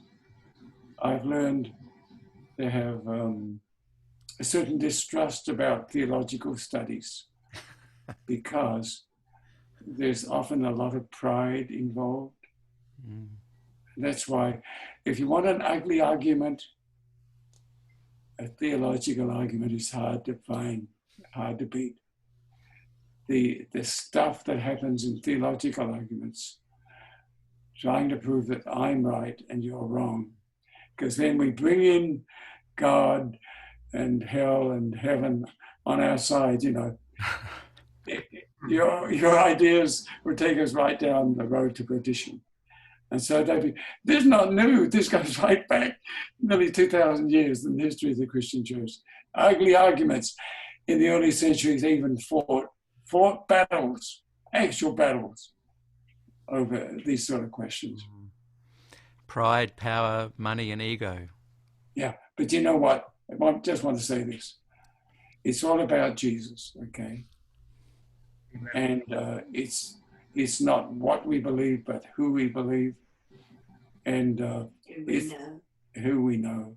Mm. And it's about living as Jesus lived. We feel privileged. We live in Loma Linda, and you know, I taught in retirement. I taught for several years in the School of Religion. Okay, was taught Jesus and world religions, but everything at Loma Linda is concerned about health, about better living. Okay, about making men and women whole. So you don't have theological arguments around here. Why? This is a place, it's a big institution. I mean, it has 15,000 plus employees, the university and hospital. It has 8 hospitals, actually. But people are concerned with saving the lives of people who are dying, suffering and dying. And in that context, all these theological arguments, you know, they really shrink. They really shrink. Thank you. Just before we wrap it up, oh, by the way, is Dan Jackson still president of Yes. North American Yeah. Division, is it? Yeah, but he's retiring. Whether he'll hang on to next year, I don't know. He's waiting to get out. He's had a tough job. I loved him. Did he call a lot of what was said hooey? Is that the word he used? Yeah, I thought this guy is an interesting guy. he is. He's Canadian. Is he really?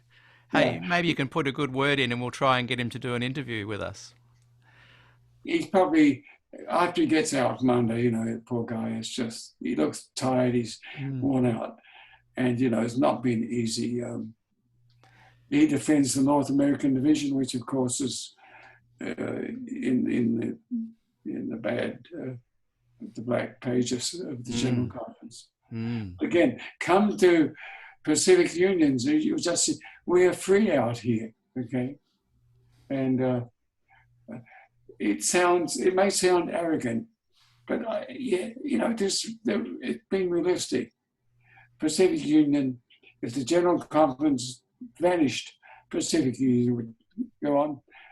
Hardly miss a beat. May go on better. Maybe you should split and start your own. Maybe you should split and start your own church, and I'll join. Well, of course, you have to realize this is part of the bigger political scene here. If California, it is the 6th largest economy in the world. The state of California. Incredible. So why not start a new country here and let the other crazies anyway? You can have a chat to your friend Ben Carson and see if he's got any influence on that. Well, Ben, I think we'd better leave that one. yeah, I better. Yeah. That's fine. I'll zip my lips. That was more of a joke. I'll zip up my lips now. So one last thing I'm wanting you to do, like when the vote, just to comment on, when the vote came out in I think 2015 at the GC, and it kind of went not so well for women's ordination, and many people were hurt and felt devastated by that vote. I myself, afterwards, I said to a friend of mine, I will not be a Seventh-day Adventist by my next birthday. Yeah. And so I left the church by my next birthday because I've got a little 6-year-old and a 7-year-old, and they were much younger then, of course. But I didn't want to bring them into an environment where they would possibly grow up and feel a sense of suppression. And also I had troubles with the 1844 and the investigative judgment. So I'm not encouraging people to leave, but for me it was a wonderful experience. But I very much, in a sense of a relief, but I very much enjoy my connections with my Adventist friends and family, and I'm still very obviously involved. So I'm not encouraging anyone, of course, to leave, but you've got to become your own person and make your own decisions and follow your own path. And I think one of the things I've respected about you over the years is you've obviously got to be careful what you say, but you've also been able to say what's true to your conscience as well, as you have done today. So to finish on, I'm wondering if you can give some encouragement to women in the church, particularly younger women that may want to become ordained pastors. Is there hope for them in their lifetime? What kind of inspiration can you and wisdom? In their lifetime, Peter, come to the Pacific Union. We've got dozens of ordained women pastors, dozens, and they continue to be ordained. And also in the Columbia Union, it's happening. You can't hold back the dawn. Do you fear sanctions because of your being no. document? No. Those things. Yeah, listen. We better leave that one. I better leave it. Okay. Okay. I don't fear. But in terms of your reaction to that session vote, that troubled me so much. I only got peace by writing the book, Where Are We Headed? The book came directly out of that concern. It's a very good book. I felt it was not just disappointing, in many ways it was disgraceful. I thought it saw it as political manipulation. Much more I could say, but I've gone on from there and disappointed, but my eyes are on Jesus, they're not on whoever. I still have good friends. They're interesting sidelight. Nathan Brown, good Aussie. You know Nathan? Yeah, we've interviewed Nathan on the podcast. He wrote a review of my book, which was published in the review paper I used to edit. As a result of that, the editor got taken to the woodshed, and Nathan was told, never write for us again. Whoa. Yeah, I heard that from Nathan himself.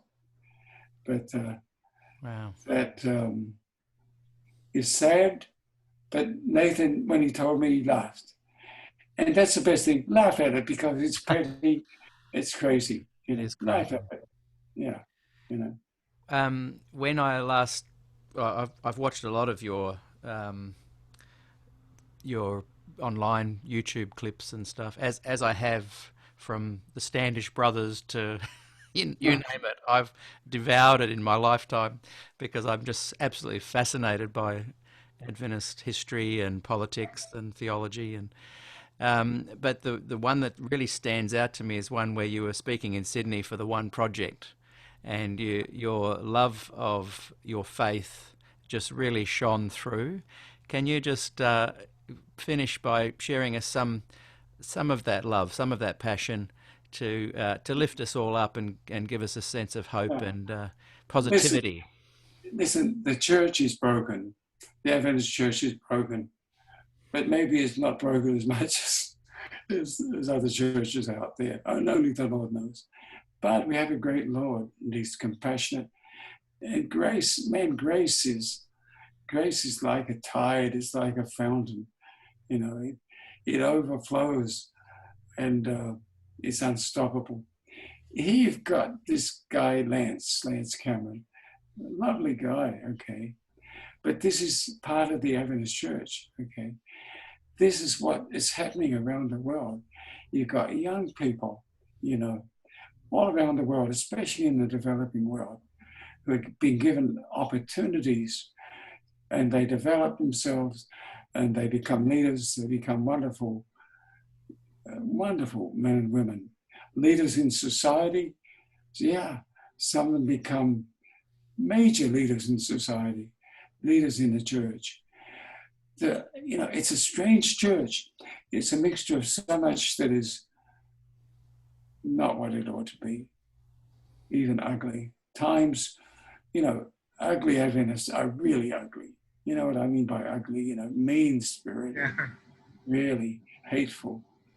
On the other hand, the most loving people I know are Seventh-day Adventists, okay? It's a church of great contrast, okay? But the Lord is here and working out. I think He's working not just among us, but He is working among us and doing wonderful things like Lance Cameron and Loma Linda, the men and women who give themselves, and the nurses, especially now at this time of this plague. So yeah, I'm proud to be a Seventh-day Adventist. I really am. At times I'm ashamed of it, but overall I'm proud to be a Seventh-day Adventist. Well, I think that's the perfect few sentences to bring our wonderful discussion to a close. I can't say how much we appreciate you giving of your time, and thank you, Nolene, there too. Really appreciate it, and I'm sure this will trigger a lot of people to have conversations on the Facebook wall where we've gone live today. And okay. If you wanted to join into the fray, feel free to to become a member of the group. It's quite a robust place, SDAQ&A. But you know what? I sort of would love to, but you know, I'm writing a book on Romans, and you know, I've you know, I have cancer, so Yeah. I just have to think about how do I spend my time. Exactly. I So totally you understand understand that. where I am coming from. I It's totally not like an understand. interest, it's just, I 100% understand. And I think that's a good quality and skill to have, to be able to focus on the things that are really present in your life. And a lot of the conversation can end up, no one's going to convince each other anyway. no, that's And right. I highly recommend, if people want to find out what you think and what your answers to pretty much most of your questions that they might have about you can be found by looking you up on YouTube, and by buying your books. Yeah, I have a bunch of them, you know. Yeah, yeah, The last several books I've written without any return. Okay, and I don't need the money, and that just sort of frees me up. mm, I'm not writing to please the publisher, yeah, just writing to give my own thoughts. yeah. I think that's wonderful, and it comes across. So I encourage people that are wanting to kind of get to know um, Dr. Johnsson's thoughts and ideas to go and look up his books. And look, we wish you well. I know about the health issue. I didn't want to raise it at all today in case it was something you didn't want to talk about. But we're all thinking of you, and we really hope that you, you know, are not being put under too much stress, pressure, anxiety, etc. during the Well, treatment, you etc. know, it's really the old saying, one day at a time. It's Exactly. really not like that. Live in the But moment. for the last few weeks, one day at a time has just been terrific. For some reason, I have more strength, and I'm just feeling so much better.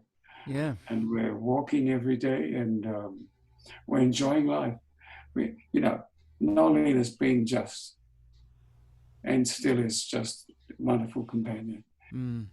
And yeah, she Yeah. says, wrap it up. I got to say, Well, thank you what very I am, much. We'll say farewell for now. Really appreciate your contribution, and we're very much very, very grateful. We thank you so much, and we'll say goodbye for now. Thank you, those that have watched, and those who have listened to the podcast. We appreciate your support, and until next time, we will see you all again. Thank you. thank you, Peter.